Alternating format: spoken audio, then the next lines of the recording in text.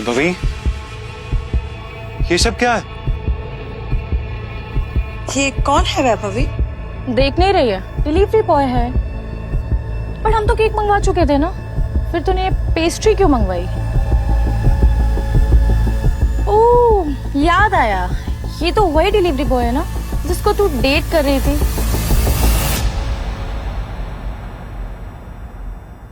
Oh come on यार वैभवी, तेरा standard इतना गिर जाएगा मुझे नहीं पता था। Babe, happy birthday babe. Abhinav Deven को अच्छी तरह से जानता था। वो एक बड़े बाप का लड़का था और हर वक्त वैभवी के आसपास मंडराता रहता था। देवेन को यहाँ देखते ही अभिनव का दिमाग खराब हो गया।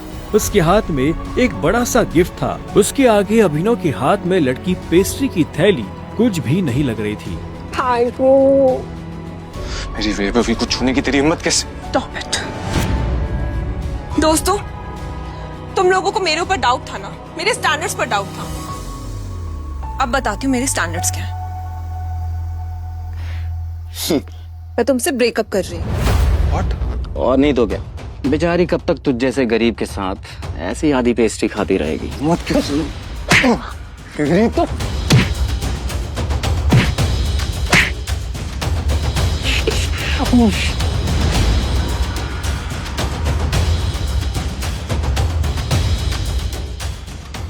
ये तुमने ठीक नहीं किया वैभवी। और अभिनव वहाँ से निकल गया। वो उन दोनों की शक्ल अब और नहीं देखना चाहता था। उसकी आंखों में आंसू थे और उसका दिल बुरी तरह टूट चुका था। ये तुमने अच्छा नहीं किया वैभवी, तुमने बिल्कुल अच्छा नहीं किया। लेकिन उसके लिए ये रात यहाँ खत्म नहीं होने वाली थी। उधर जब अभिनव सड़क पर बेहोश हो गया था, तब इधर सनी सिंह अपनी गाड़ी में बैठा बेचैन हो रहा था। सनी सिंह की बहन अनन्या उसके गले का कांटा बन गई थी और आज वो अपनी गाड़ी में अपने आदमियों के साथ निकल पड़ा था अपनी बहन को सबक सिखाने के लिए।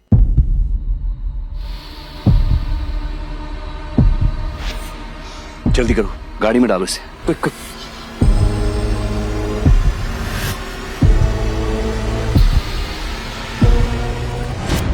इसके कपड़े उतारो और बेड पे लिटाओ उसका। कपड़े उतारो इसके। उन्होंने अभिनव को बहुत आहिस्ते से उस बिस्तर पर लेटा दिया। वहाँ पहले से सनी की बहन अनन्या सोई हुई थी।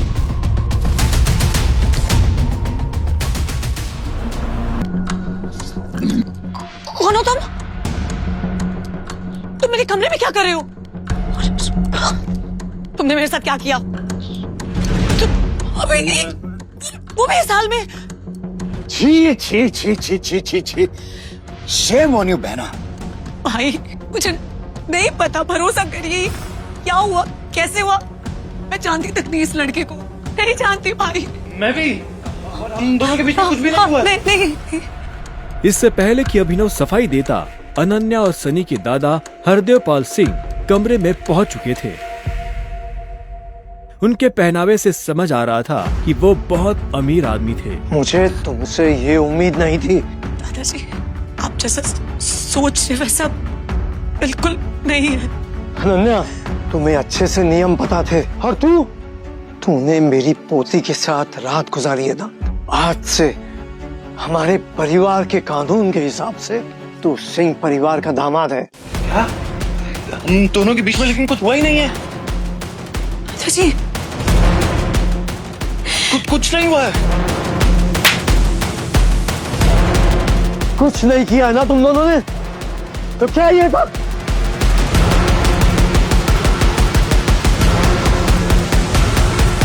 इससे पहले कि अभिनव कुछ समझे, हरदेव के आदमियों ने उसे मारना शुरू कर दिया था। अभिनव हरदेव की उम्र का लिहाज कर रहा था, इसलिए उसने अपने आप को रोक लिया था। अनन्या, इसे हॉस्पिटल भेज देना ताकि शाम को अकरम की पार्टी में आने के लिए ठीक ठाक से तैयार हो जाए। और याद रखना, मुझे शाम को अकरम की पार्टी में ये तुम्हारे साथ जरूर नजर आना चाहिए। क्यों मेरी जिंदगी बर्बाद कर दी तुमने? क्यों? अभिनव के पास इस सवाल का कोई जवाब नहीं था। वहाँ जाकर अभिनव शाम को होने वाली पार्टी के लिए तैयार होने लगा। अभिनव का अंदाजा सही था, अनन्या का घर काफी बड़ा था। वो एक अमीर परिवार की लड़की थी। जितना अभिनव महीने का कमाता था उतने की अनन्या ने सैंडल्स पहनी हुई थी। अकरम का घर किले जैसा था, जिसके चारों तरफ बाउंसर्स बंदूकें लिए खड़े थे। जैसे ही अनन्या और अभिनव अंदर आए तो इतने में उसकी नजर देवेन से टकरा गई। तुम यहाँ क्या कर रहा है साले? Guess my husband. अनन्या पागल हो गई हो तुम? इस सड़क चाप में ऐसा क्या देख लिया किससे शादी कर ली? जुबान संभाल के बात कर। नहीं तो क्या क्या कर लेगा तुम? बोलना। उन दोनों का झगड़ा देख पार्टी का ऑर्गेनाइजर अकरम वहाँ पहुँच चुका था। क्या हो रहा है यहाँ? अकरम सर देखें इस आदमी को, ये क्रिमिनल है, जबरदस्ती अपनी पार्टी में घुसाया। कौन हो तुम और यहाँ कैसे आए? Actually, ये मेरे पति है। अकरम को अनन्या की बात पर विश्वास नहीं हुआ। तुम इस पार्टी में इनवाइटेड नहीं हो। इससे पहले कि मैं पुलिस को बुलाऊं, चले जाओ यहाँ से। Thank you Akram sir. Ananya तुम भी इससे दूर हो, साला गरीब कहीं का। रुको। अकरम भागते हुए अभिनव के पास गया और उसकी अंगूठी को देखने लगा। मुझे तुमसे कुछ जरूरी बात करनी है, अकेले में। अच्छा चलो। अकरम ने कहा और अभिनव का हाथ पकड़कर उसे अपने साथ अंदर ले जाने लगा। अनन्या, देवेन, सनी और पार्टी में मौजूद बाकी लोग ये देख हैरान हो गए थे। कुछ देर बाद जब वो अकरम के कमरे में पहुंच गए तो अकरम ने दरवाजा बंद किया और अभिनव के पास आकर बोला, मैं तुम्हारी ये अंगूठी देखना चाहता हूँ। क्यों? डरो मत, मैं ऐसे मांगने वाला नहीं हूँ, बस मुझे इसमें कुछ देखना है, प्लीज।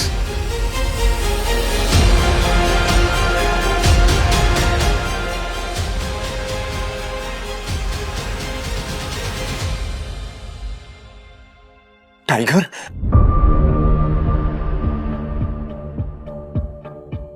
टाइगर? अभिनव ने अकरम के मुंह से ये शब्द सुना तो वो हैरान हो गया। उससे समझ नहीं आ रहा था कि अकरम ये सब कैसे जानता था। आखिरकार मैंने तुम्हें ढूंढ ही लिया टाइगर। टाइगर? हाँ, पिछले 18 सालों से मैं तुम्हें ढूंढने की कोशिश कर रहा हूं। तुम हमारे टाइगर हो, हमारी हजारों करोड़ों की एम्पायर के वारिस, जिसे हम 3 दोस्तों ने मिलकर शुरू किया था। मैं, तुम्हारे पापा संजय गढ़वाल और राणा अग्निहोत्री। वो देखो। इतना कहते ही अकरम ने दीवार पर टंगी एक तस्वीर की तरफ इशारा कर दिया, जिसमें संजय, अकरम और राणा तीनों मौजूद थे। राणा को देख अभिनव को झटका लगा। उसकी आंखों के सामने वो सपना फिर से हरा हो गया, जो वो हर सुबह देखकर उठता था। उस रात अभिनव के पिता को जिस आदमी ने गोली मारी थी वो राणा था। दोस्त होने के बावजूद राणा ने अभिनव के पिता के साथ गद्दारी की थी। अभिनव की आंखें चिंगारी सी लाल हो गई। क्या हुआ? तुम इतना गुस्से में क्यों? नहीं, मैं ठीक हूँ। आप मुझसे कुछ कहना चाहते थे? हाँ, वो मैं तुम्हें हमारी कंपनी द माफिया किंग के बारे में कुछ बताने वाला था, जिसे हम 3 दोस्तों ने मिलकर खड़ा किया था। द माफिया किंग, जिसके नाम से पॉलिटिशियन, सेलिब्रिटीज, इस देश का सबसे बड़ा आदमी भी कांपता था।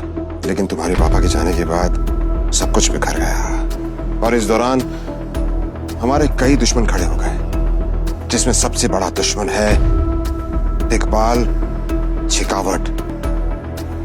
वो तुम्हें कई सालों से ढूंढने की कोशिश कर रहा है ताकि तुम्हें मारकर वो हमारा नामो निशान खत्म कर देना चाहता है।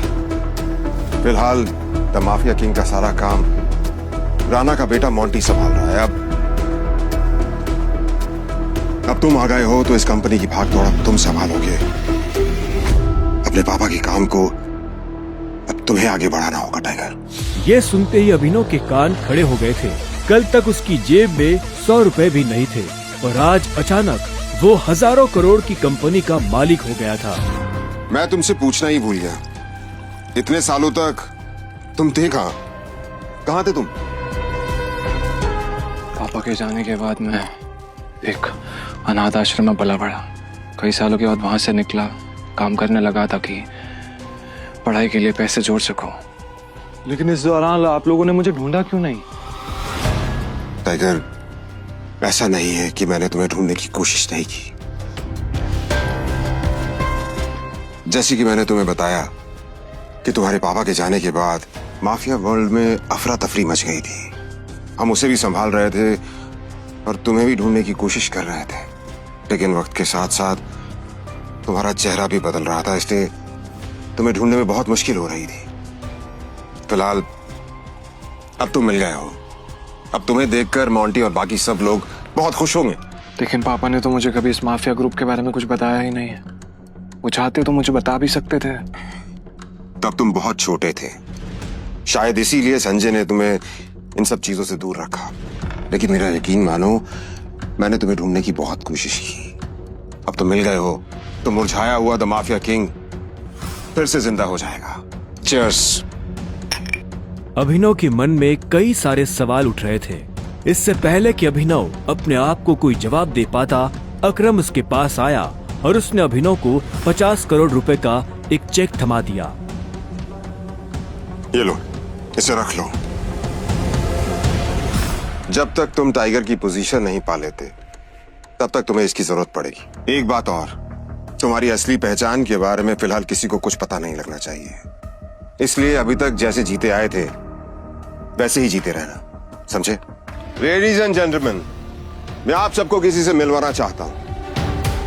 ये अभिनव, मेरे सबसे पुराने ड्राइवर का बेटा, मेरे लिए बहुत अजीज है ये।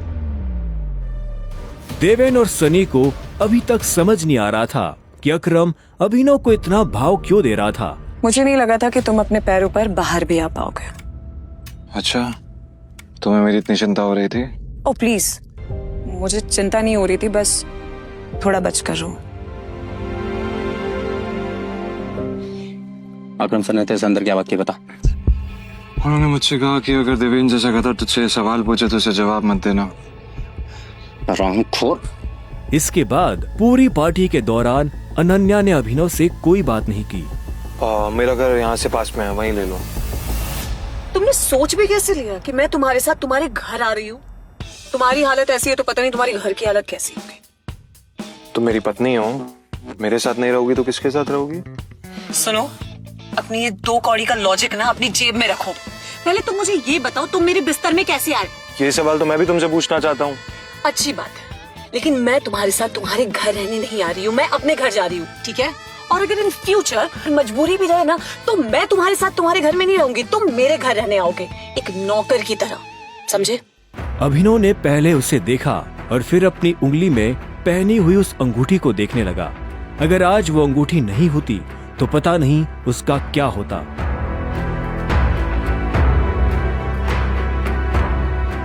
अगली सुबह जब अभिनव का अलार्म बजा, अभिनव बिस्तर से उठा और अपने काम पर जाने के लिए तैयार होने लगा। 1 घंटे बाद जब वो अपनी बाइक से ऑफिस आया और कॉरिडोर में चलने लगा तो उसे पीछे से आवाज आई। Delivery boy. यह आवाज उसके साथ काम करने वाले हरीश की थी। उसे ऑफिस में अपना काम करने की नहीं, अभिनव को चिढ़ाने की तनख्वाह मिलती थी। क्या हुआ, कुछ काम है? मुझे देर हो रही है। हाँ, अबे तुझे किसी मीटिंग में जाना है, बॉस तुझे बुला रहा है। और भाई, कल तू कहाँ चला गया था बिना बताए? अपने बाप की बारात में गया था क्या? ये सुन अभिनव की नसें गुस्से में फटने को आई थी। वो चाहता तो अभी हरीश के सारे दांत एक मुक्के में अलग कर सकता था, लेकिन उसने अपने आप को शांत किया और उसकी बात का जवाब दिए बिना अपने बॉस के कैबिन की तरफ बढ़ने लगा। Good morning sir. ऐसा क्या है गुड इस मॉर्निंग में? अभिनव के पास इस सवाल का कोई जवाब नहीं था। ऐसे में उसके बॉस ने आगे कहा, कल तुम बिना बताए चले कैसे गए? अभिनव के पास इस बात का भी कोई जवाब नहीं था। वो चाहता तो अपने बॉस को कोई बहाना बनाकर टाल सकता था, लेकिन अभिनव झूठ नहीं बोलना चाहता था। कल कितनी सारी डिलीवरी थी, तुम्हारी वजह से हमारा कितना नुकसान हुआ तुम्हें पता है? पर सर मुझे महीने में कैजुअल लीव तो मिलती है, तो शट अप! काम तो तुमसे होता नहीं है, बस बहस करने चले आते हो। ये कंपनी तुम्हारे बाप की है? ये सुनते ही अभिनव का पारा गर्म हो गया था। उसने गुस्से में अपनी मुट्ठी भींच ली और घूरते हुए अपने बॉस को देखने लगा। घूर क्या रहा है? अपना सामान बांध और निकल यहाँ से। You are fired! अभिनव को ये सुनकर झटका नहीं लगा। असल में वो जानता था कि उसके साथ ऐसा कुछ बहुत जल्दी हो सकता था। उसका बॉस और देवेन एक दूसरे को बहुत अच्छी तरह से जानते थे। कल पार्टी में अभिनव ने देवेन को जिस तरह से जवाब दिया, उससे उसे समझ आ गया था कि आज नहीं तो कल ये होकर रहेगा। ठीक है, कोई बात नहीं, मैं चला जाता हूँ। जो मैंने पूरा महीना काम किया है उसकी सैलरी दे दीजिए। सैलरी? तेरी वजह से हमारा जो नुकसान हुआ उसकी भरपाई अगर मैं तेरी सैलरी से भी करूँ ना, तो भी तुम्हें अपनी जेब से 10,000 रुपए देने पड़ेंगे। शुक्र मना कि वो मैं तुझसे नहीं मांग रहा हूँ, इसलिए चुपचाप निकल यहाँ से। क्या बोल रहे हो सर आप? क्या मेरे एक दिन आने का आपका 25,000 का नुकसान हो गया? मैं तब तक यहाँ से नहीं जाऊंगा जब तक मुझे मेरी सैलरी नहीं मिल जाएगी। सैलरी दीजिए। सैलरी? रुक, अभी देता हूँ तुझे तेरी सैलरी। उसके बॉस ने कहा और टेबल पर रखी घंटी बजा दी। अगले ही पल कमरे का दरवाजा खुला और 4 बाउंसर अंदर घुस आए। उठाकर बाहर पटको।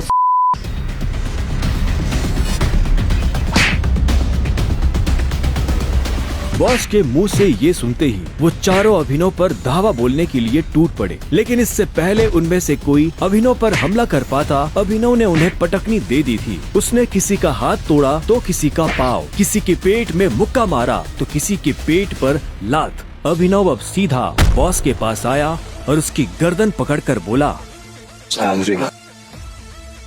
बॉस ने घबराहट में अपने ड्रॉर से कैश निकाला और कांपते हाथों से अभिनव को थमा दिया। अभिनव ने कैश देखा और बॉस की गर्दन छोड़ वहाँ से बाहर निकलने लगा। और एक बात याद रखना, अगर आज के बाद किसी के बाप पे गया ना तो गर्दन तेरी होगी, पंजा मेरा। इधर अभिनव भी जब ऑफिस से बाहर आया तो उसे एक अनजान नंबर से फोन आया। हेलो, कौन? टाइगर, अकरम। हाँ कहिए। मुझे तुम्हें किसी से मिलवाना है, वो भी हमारे माफिया वर्ल्ड का एक बहुत बड़ा नाम है, और साथ ही साथ तुम्हारे पापा और मेरा जिगरी यार भी, बलराज। मैं चाहता हूँ कि बलराज को पता चल जाए कि हमारा टाइगर वापस लौट आया है। क्या आपको सच में लगता है मुझे बलराज जी से मिलना चाहिए? वो अभी तक बलराज की नाम से कांप रहा था। अकरम भी उसकी घबराहट समझ गया था। बलराज जी, सिर्फ बलराज कहो। तुम टाइगर हो यार, और जंगल में सारे जानवर टाइगर के नाम के आगे जी लगाते हैं, लेकिन टाइगर कभी किसी जानवर के नाम के आगे जी नहीं लगाता। चलो शाम को मिलते हैं, बाय। अकरम के मुंह से ये बात सुनते ही अभिनव का कॉन्फिडेंस बढ़ गया था। वो अब उस टाइगर जैसा महसूस कर रहा था जो जू से निकलकर जंगल में आ गया हो। अभिनव अपने पुराने ऑफिस से निकलने के बाद अपने घर आ गया था। वो इतने आराम से अपने बिस्तर पर आखिरी बार कब लेटा था उसे याद ही नहीं था। शाम को अभिनव होटल सैफायर जाने के लिए तैयार होने लगा था। उसने ग्रे कलर की शर्ट और ब्लैक कलर की पैंट पहनी थी। अभिनव के पास पहनने के लिए इससे अच्छा और कुछ नहीं था।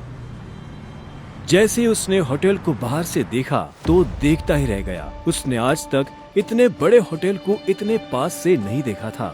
रुको, अंदर का जा रहा है?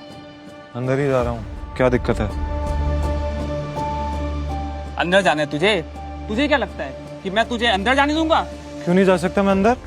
अभिनव समझ गया था कि चीफ सिक्योरिटी ऑफिसर उसके कपड़े देखकर उसे जज कर रहा था। सुन, मैं तेरे जैसे लोगों को बहुत अच्छे से जानता हूँ, फालतू का तमाशा मत कर, निकल यहाँ से। कैसे जानता है तू मुझे? रिश्तेदार है मेरा। जब मैं अंदर जाने के लिए आया हूँ तो वापस क्यों जाऊंगा? ये होटल क्या तेरे बाप की है? बोलना। ये सुनते ही अभिनव का माथा गर्म हो गया, लेकिन उसने गुस्से में कुछ नहीं किया। वो शांत रहा ताकि लोगों का ध्यान उसकी तरफ ना जाए। अभिनव 2 कदम पीछे हटा और उसने फोन निकालकर अकरम को फोन मिला दिया। हाँ टाइगर, कहाँ पहुँचे? मैं ये होटल की एंट्री पे हूँ अकरम। हमारा टेबल नंबर क्या है? Table number? अरे मैं इस होटल का मालिक हूँ, मुझे टेबल बुक करने की जरूरत नहीं है। तुम अंदर जाओ, आराम से बैठो, बस मैं पहुँचने ही वाला हूँ। मैं अंदर नहीं जा पा रहा हूँ। यहाँ पे कोई ये सिक्योरिटी वाला खड़ा है, वो कह रहा है कि मेरे जैसे इंसानों को अंदर नहीं जाने देता है। कौन है ये कथा? तुम एक काम करो, बस 10 मिनट में मैं पहुँचने वाला हूँ, तुम वेट करो, ठीक है? और ये इस ऑफिसर की वजह से मैं तुमसे माफी मांगता हूँ। ठीक, नहीं कोई बात नहीं। क्यों, बहुत हीरो बन रहा था ना? मैंने कहा था मैं तुझे अंदर जाने नहीं दूंगा। अगर प्रधानमंत्री को भी कॉल करेगा ना तब भी नहीं, समझा? चल निकल यहाँ से। तभी वहाँ एक काले रंग की चमचमाती हुई महंगी सी गाड़ी आकर खड़ी हो गई। सभी पलटकर गाड़ी को देख रहे थे। अकरम गाड़ी से बाहर निकला और उसके साथ एक और आदमी था। वो देखने में लंबा चौड़ा और मजबूत था। वो और कोई नहीं बल्कि बलराज था। वो एक बहुत ही फेमस कपड़ों की कंपनी का मालिक था और साथ ही द माफिया किंग का एक मजबूत पिलर। उसे देख अभिनव की आंखें खुली की खुली रह गई। उसने बलराज के बारे में सुना था। क्या आपको सच में लगता है मुझे बलराज जी से मिलना चाहिए? उसे तस्वीरों में देखा था, लेकिन तस्वीरों में देखने और सामने से देखने में जमीन आसमान का अंतर नजर आ रहा था। उसके मन में ये सवाल उठ रहा था कि आखिर बलराज उससे क्यों मिलना चाहता था। क्या चल रहा है यहाँ? सॉरी सर, लेकिन इस आदमी ने मुझे और कस्टमरों को काफी परेशान किया हुआ है। मैं इस चोर को अंदर जाने से रोक रहा हूँ तो ये यहाँ पे तमाशा कर रहा है। क्या तुम्हारी हिम्मत कैसे हुई इसे चोर कहने की? तुम होते कौन हो इसे अंदर जाने से रोकने वाले? ये होटल तुम्हारे बाप ने खोल रखा है क्या? ये मेरा मेहमान है और तू आज के बाद इस होटल के आसपास भी दिखाई दिया ना तो तेरी टांगे तोड़वा दूंगा। Get lost. Sorry sir.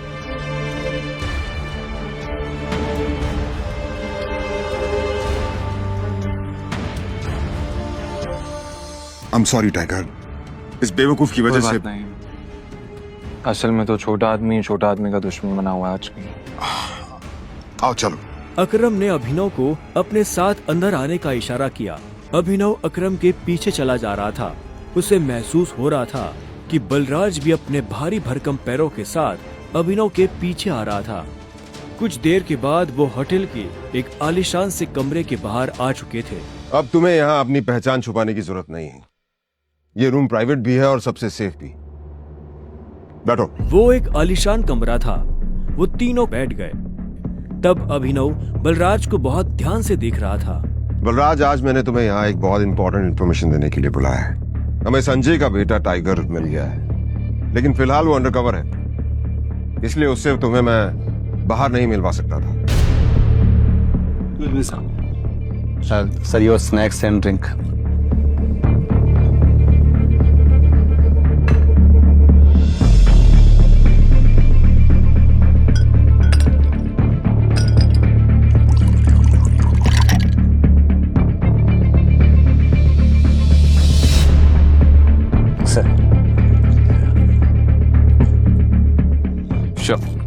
Cheers. Cheers.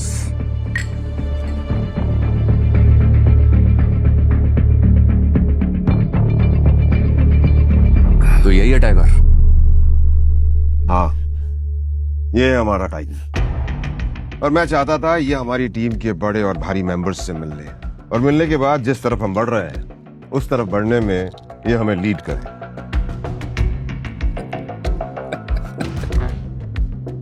माफ करना दोस्त, पर मुझे थोड़ी हंसी आ रही। वो क्या है ना, सब कुछ तो तू ही बोल रहा है। हमारा ये टाइगर गूंगा है क्या? हाँ बलराज, तुम्हें टाइगर के बारे में इस तरह से बात नहीं करनी चाहिए। माफ करना दोस्त, माफ करना। बोलनेस अच्छी लगी मुझे तुम्हारी। अच्छा,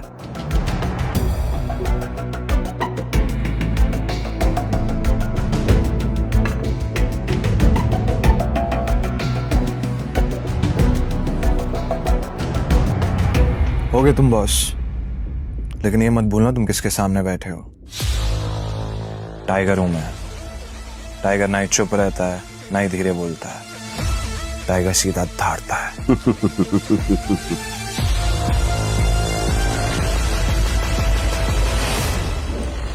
तो तुम टाइगर हो, ठीक है? तो टाइगर ये बताओ, इतने सालों से कहां थे तुम? अब ऐसा तो नहीं हो सकता ना कि इतने सालों के बाद तुम हमारे सर पे आके बैठ जाओ और हम मान लेंगे कि तुम टाइगर हो। मजाक तो नहीं हो रहा है यार? क्यों अकरम, सही कहा ना? और जिस गद्दी की तुम बात कर रहे हो ना, उसको लिया नहीं चाहता, कमाया चाहता है। आई बात समझ में? अच्छे से जानता हूं, छीनना मेरे खून में भी नहीं है। मैं इतने सालों से कहाँ गायब था, क्या कर रहा था, ये सब समझाने का तो हमारे पास टाइम नहीं है शायद। और रही बात कि मैं टाइगर हूं या नहीं हूं, ठीक है, तुम तरीका बताओ, साबित कर दूंगा। शाबाश, ये हुई ना बात। अकरम ने मुस्कुराते हुए अभिनव को देखा। उसकी आंखों में अभिनव के लिए गर्व की भावना झलक रही थी। उसने जितना सोचा था अभिनव उससे भी खूंखार था, लेकिन बलराज के माथे पर शिकन बरकरार थी। उसकी आंखों से पता चल रहा था कि वो इतनी जल्दी अभिनव को टाइगर नहीं मानने वाला था। वैसे भी पूरे ग्रुप में अगर बलराज किसी चीज के लिए जाना जाता था तो वो थी उसकी जिद। वो इस बात को नहीं पचा सकता था कि कल को एक बच्चा उसके सर पर बैठकर राज करे। सिर्फ अकरम की शाबाशी से काम नहीं चलेगा प्यारे, पर मैंने अभी एक्सेप्ट नहीं किया है कि तुम टाइगर हो। तुमने कहा कि तुम साबित कर सकते हो कि तुम टाइगर हो, तो ठीक है, मैं तुम्हें चैलेंज देना चाहता हूं। ये क्या कह रहे हो तुम? Relax Akram, relax. Let's fight, लड़ते हैं। अगर तुम जीते तो हम मान लेंगे कि तुम टाइगर हो, लेकिन अगर तुम हारे तो हमसे कुछ पैसे लेना और गुड़गांव से कहीं बहुत दूर जाकर सेटल हो जाना। बलराज, क्या कह रहे हो तुम? ये सही नहीं है।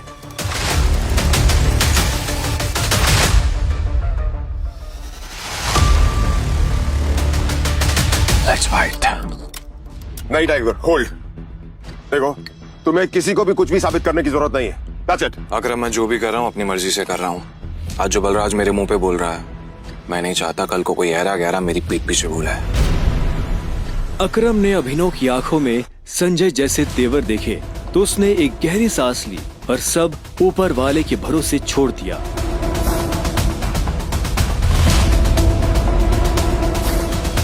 लगभग 1 घंटे के बाद बलराज अभिनव और अकरम के साथ अपनी प्राइवेट एरेना में आ गया था। ये वही एरेना थी जहां पर बलराज अक्सर लड़ाई किया करता था। उस बड़ी सी एरेना में उन तीनों के अलावा और कोई नहीं था। दोनों के बीच लड़ाई शुरू हुई। उसने जैसे ही अभिनव पर पहला मुक्का मारा तो अभिनव एक बार को सन्न रह गया। ये किसको लेकर आ गए? ये हम पे राज करेगा? अकरम के होश उड़ गए थे। अब आगे क्या होने वाला था? क्या अभिनव बलराज को हरा पाएगा या उसे अपने पिता का दिया हुआ सब कुछ छोड़कर हमेशा के लिए दूर जाना पड़ेगा? आगे की कहानी फ्री में जानने के लिए नीचे दी गई लिंक से डाउनलोड करें पॉकेट FM ऐप और देखिए इस शो के सारे एपिसोड्स।